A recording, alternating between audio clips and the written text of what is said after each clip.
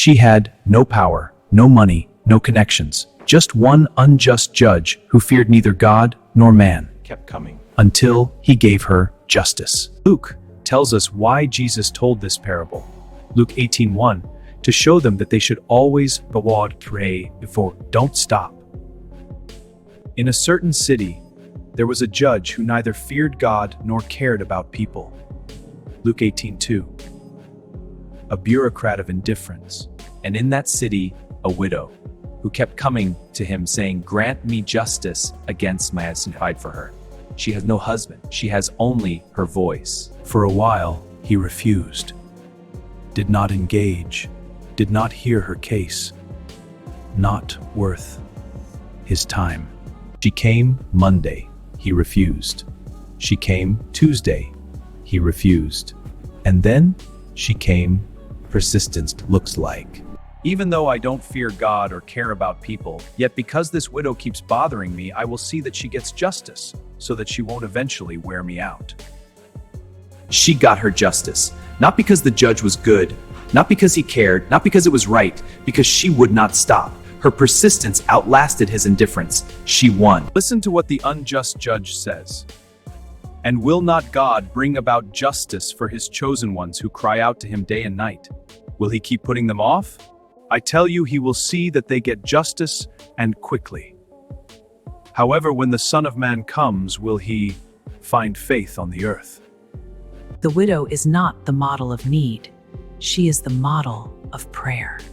She knew what she wanted. She knew whose resource was her willingness to return. This parable is not about convincing God to change his mind. God is not the unjust judge. The comparison is a contrast. If even the unjust judge responds to persistence, how much more the just God who already wants to give? This is not the first persistent widow in Scripture. The widow of Zarephath fed Elijah. The widow of Nain received her son back. Ruth persisted and saved her passive. The Greek word Jesus uses for wear me out is hupopiazo. It means to strike under the eye, to give a black eye. The judge feared she would eventually exhaust him. Her presence was a kind of holy pressure. Jesus said his chosen ones who cry out day and night, not once a week. The rhythm of the day itself. When the Son of Man comes, will he find faith on the earth? Not buildings, not programs.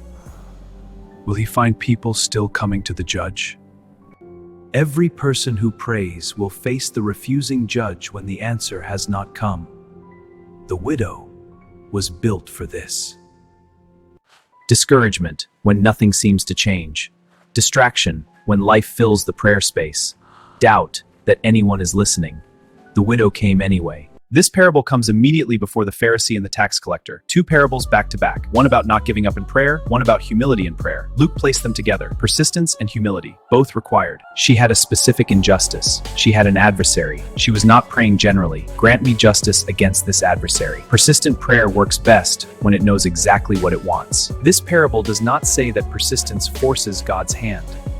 It says that a God infinitely better than an unjust judge is infinitely more inclined to answer. The widow gives permission to everyone who has prayed a long time. She says, keep coming. The door will open. Keep coming. She had no power, no money, no connections. She had one thing, the willingness to come back tomorrow. And that was enough to outlast the most indifferent judge in the city. The willingness to come back. Subscribe to PowerBookAnimations. Episode 30 is coming. Joseph in the pit, his brothers sat down and ate bread.